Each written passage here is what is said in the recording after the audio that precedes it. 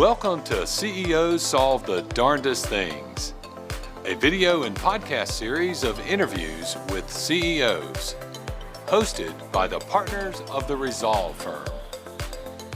Hello, welcome to CEOs Solve the Darndest Things. I'm Sharon Fruits, and today's guest is Gabrielle Mills. Gabrielle is the owner and co-founder of Sourced, and Sourced is a multi-award winning company that handles back office support services. Welcome, Gabrielle. Hi, thank you for having me. Tell the listeners a little bit about the services that are included with your business. And I think I'm also going to have to ask you to tell us about that national award you won. Well, thank you. I'd love to tell you about it. So my company is called Sourced, as you mentioned, and we are a back office support solutions company. And what that means is we have smushed 4 businesses under one umbrella so we can provide a whole suite of services to our clients who are small to medium-sized business owners. We learned before we started the company that you don't always need a full staff. If you do, you don't always need them to be full-time. Sometimes people just can't afford it or they just don't need it. So we wanted to come up with a creative solution to getting somebody a back office in the way that they needed, but everything was fractional, a la carte, custom, based on what their business needs. So the 4 businesses that we smushed together are content marketing, bookkeeping and accounting, administrative support, and placement services, which otherwise can be known as talent acquisition. So like I said, everything we do is fractional, and we can operate many different types of ways to serve anybody in any industry, get the back office support that they need. That is great. Well, tell everyone how you got into the business and what is the most exciting part of coming to work. So it's actually funny because my mom and I started the business together. I came to her when I was 21, and I told her I wanted to be an entrepreneur, and she told me that she had this lifelong secret of wanting to be an entrepreneur as well. And we decided to do it together, and it took us about 6 or 7 years to get to what it was that we were going to do. We looked at different franchises, and we had to come to the conclusion that we wanted to do B2B. And we stumbled into the idea of Sourced and jumped 2 feet first. And at the time, we did not know that we were starting 4 businesses at the same time, but we got smart over the last few years, and that's essentially what we did. But it's really great. It's a wonderful business. We get to help lots of different types of people. And it's really fun to work with my mom. Her name's Chrissy, by the way. And to answer your question about what gets me and her out of bed in the morning is really the vision in which we decided to start our company. So we are type A drivers. We have big dreams. We encourage people to have big dreams and take big risks in their life. And we held ourselves to no different standard. We have really big dreams for this company. We want to make it a national company. We want to be in all 50 states and serve as many small to medium-sized businesses as we can. We want to be the only resource that people think about when they're looking for back office support services. So that bigger dream is what really excites us, because every day we get a little bit closer to it, either by failure or by success, figuring it out along the way. And it's been really great to see how our business has evolved in the last few years to get us closer to that. And we're always having conversations of like, how are we going to start expanding? Are we ready to start expanding? You can tell I just love that stuff about my business, and I can see where we're going. But probably the other part of that answer, and I would be remiss if I didn't mention it, is watching my team grow with me. There's been so many people that came into our organization and just had very little functions that have really leaned in and become a cornerstone to our clients, the way that we operate, how we strategize in our business. That some have been promoted to leadership. Some people have raised their hand and say, I want to help you guys expand. If you franchise, I want to help the franchises. I want to help you sell different locations. So been really cool to see somebody who came in as a bookkeeper or an office assistant raise their hand to be like, I want to be a part of the bigger vision of this company. And it's fun and very exciting to watch. I can even see the excitement in your face telling the Yeah, story. it's fun. That's It's great. fun. Not all the days are good. Well, I'm sure we'll get to that, but that's how it goes with you gotta find the joy when you That's can. right. Well, give us a quick soundbite on the award you won last year. Oh yeah, so that we have been very fortunate to have won, I think 6 or 7 awards. Most of them are local, but the local ones are in best employer categories, which I just believe is like phenomenal recognition. Just to say that we're a best employer in our community is something that I could not have dreamed of, and it was wonderful. The national award that we received is we are a top 100 small business in the country. I can't tell you how that happened. It was one of the best days in our business. We got notified that we were selected as in a small business 100 category, and we had a nice little celebration. Well, that's great. That's great. We're proud of you for that. Thank you. Well, tell us a little bit about some of the conundrums that you have faced and what you did to solve them, that hopefully some of the listeners can learn from your experience. Yeah. So there's so many. There's so many. And I tell as many entrepreneurs as I can, especially new entrepreneurs and young entrepreneurs, that the only way you get successful in this space in entrepreneurship is through a lot of failure. So you have to get comfortable with failure and learn that it's your best friend at the end of the day. And when I think about my biggest conundrums in business, I really think about the year 2019. It was a dumpster fire. Looking back, it wasn't nearly as bad as I had perceived it to be, but it was a lot of issues that happened all at once, which was a blessing because it shined a light on all of the things that we thought were fine, but they had little cracks that we didn't know about. We just happened to find all the cracks at once, which was a massive headache and a lot of learning from me. But the biggest lesson that came out of the year was the importance of setting good processes and procedures. We knew this. We had set processes and procedures well before we opened our doors, but what we had failed to do is stick with them. So consistency is something that it's a skill I'm always trying to work on.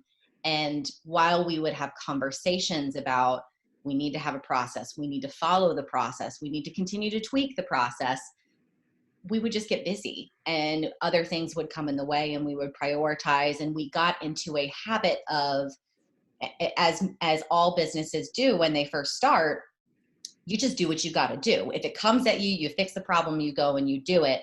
We had to learn the skill of slowing down and making sure that the process that we had in place was correct. And if it wasn't, course correcting and then following through. So that's like 3 parts of how processes and setting them are really important.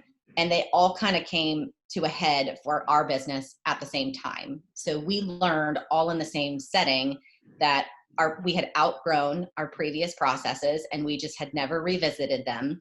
So we needed to redo them in a short amount of time so we could continue to serve and provide the quality that we want to, and then reinforce them with our team and build that consistency. And what made last year so difficult is that we were doing that all at once, but it is really the most critical part of a business, in my opinion. It sounds boring. I like setting processes. I am terrible at following through with them. My team laughs at me because I'll give them a process, but I won't actually follow it. It's just, you bet. Hopefully they're holding you accountable for that part of it, though. Yeah, it's the secret sauce. Yeah, you are right, though. And I think it's one of the things we tell our CEOs is very important to work on the business as much as you work in the business. So you have to set aside that time. And it's easy not to do that. So that's a good learning for everyone to make sure that you're allocating that time. And I think I got confused of what working on and in really meant. Because when you're in the weeds of running your business, everything's important. So you can make excuses, reason with yourself Right. on what is on the business and what is in the business. And I found myself doing that a lot. So me solving a client problem was definitely in the business, but I'm like, but if I look at it at a high level, we're working on the business, quote unquote, but I really wasn't. Like, we were still missing the foundations and the big pillars of what was going to take our business forward, which was the processes and following through and getting our Right. team on board and keeping them accountable. Right. Is there another conundrum that you would share that you have faced, maybe something recent that has been a challenge that you could share briefly with us? Yes, I mean, recently there has been a pandemic, so there's been a lot of conundrums that I was not ready to experience. I don't know if anybody was quite ready to experience them, but I certainly wasn't on I don't necessarily think thinking a anybody pandemic was was ready for coming. it.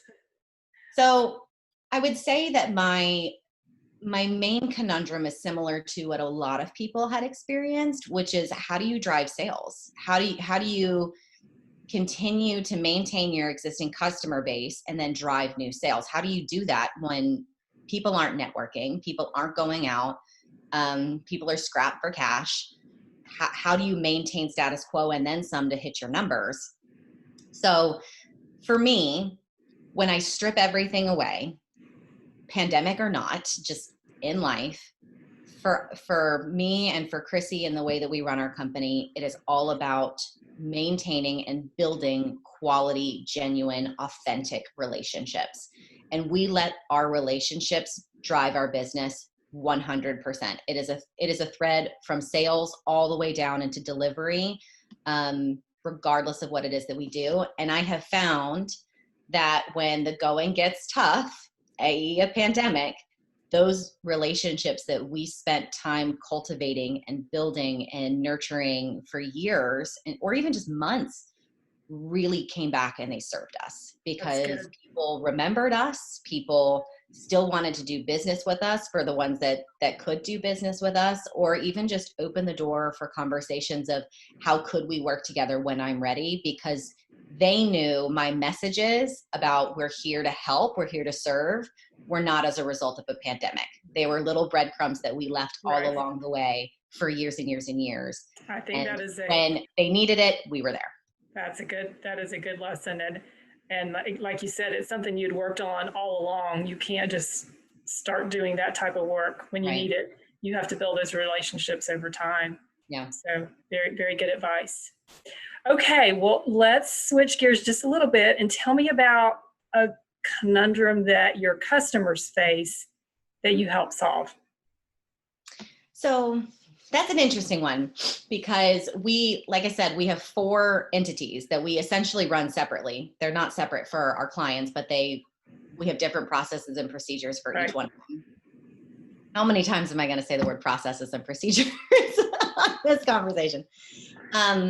But I think overarching, the conundrum that we are seeing most is the world and the workforce is at a crossroads right now. We can either continue to work in a traditional way, i.e. commuting, going into work, doing the job, having a full-time 40-hour-a-week gig, going home, doing it all over the next day. Or businesses can explore more innovative options for getting the talent that they need. That could be fractional support, that can be testing out employees before they actually hire them on full time. That's having a blend, or using somebody like us, which is like a literal outsourced entire team of people. So I think businesses have an interesting, and the workforce really, they both have to work hand in hand, have an interesting decision to make of, do I want to have a traditional style method of employment, or do I want to explore more innovative solutions? And that could include remote working, but it also just includes having the talent and how you work with the talent. I don't know if that answers your question, but that's kind of what I'm seeing, is helping people make those decisions of, how do I want to build my team? Right. I think, and you touched on also that it's really across the industry that topic is hitting. So what advice would you give your customers in your industry on tackling that? So my first piece of advice would be keep an open mind. So whenever I am reaching out to help people, sometimes people know exactly what they want and they're actually right. And not to insinuate that they're like, my clients don't know their own businesses, because they do. But a lot of times when we go into conversations, I'm asking them lots of different questions of like, have you considered doing it in this way? Or what would happen if we broke this role into two different people who are skilled in each two different segments? Or I don't think this role is full-time. Have you considered not having this role be a full-time job and exploring a fractional option, and really going through all of the different ways you could come at serving that business need that does not always equal one full-time employee? That can very often be the answer, as one traditional full-time employee. But in my world, we see a lot of companies that can benefit from these innovative, creative ways of getting great talent that don't look like they have in the past. And they end up saving money, getting better talent, having more flexibility to run their company. And it's a better fit. They just had never considered it before. So my only recommendation would be to, when you're up against hiring, really stop for a minute, even though it's really hard because you're busy, to consider all your options and keep an open mind, because it might be a really good fit for you. I think that's an excellent point. And sometimes having someone from the outside come in and look at it with you can give you some options you never even thought about. So I think that is a very important piece of advice. Thank you. Any last parting thoughts you would give to entrepreneurs that are listening today? Parting thoughts. Check your processes. Do I? Check your processes. Yeah. Oh my gosh, if you get nothing else from this conversation, processes. But here's the thing, Sharon, you have to follow through on them, because that was my big thing of, it's good to have a process, but you actually have to, you can't just like set it and forget it. It's not one of those things. You really have to nurture it and hold your team accountable to it. And I'll leave everybody with this piece of unsolicited advice. You have to get your team on board with the why. If you set a process and you understand why you've set that and you've strategized that, but you can't get your team on board with why you're doing it and why it's important and why it's important to them specifically, it's not going to hold its water. So that's something that also needs to be considered. So definitely set the why. But if I can PSA and tell people, focus on building really good quality relationships with no strings attached, no sales agenda, no nothing, just build good relationships. Business will always come from that, always. That's great advice. That is definitely great advice. And on the processes, you're spot on, where you have to involve your employees. And after you've used the processes for a while, engage them in upgrading them, because as things, have been worked on for a while, you have new learnings, sometimes they're shortcuts, sometimes they're better ways of doing it. So it can be an evergreen process if you engage your employees at, totally. every and step I feel of the process. like if you don't, you're actually doing yourself a huge disservice, because first of all, nobody likes the boss to like just throw down the hammer and say, this is the way I want it to be done. And they haven't taken the time to understand what goes into the job and all the stuff, all the moving parts. So it's just an ignorant decision to do that without having your team be a part of it, because you are 100% missing things that could be captured by having their insight. But to your point, it brings them in on the why, and brings them in on building your company, and brings them in on the vision of where you want to go, in a way that just throwing them a process is not going to do. Very true. Very true. Well, thank you so much for joining us today. It was wonderful to hear your tips and celebrate your awards with you. So thank you again.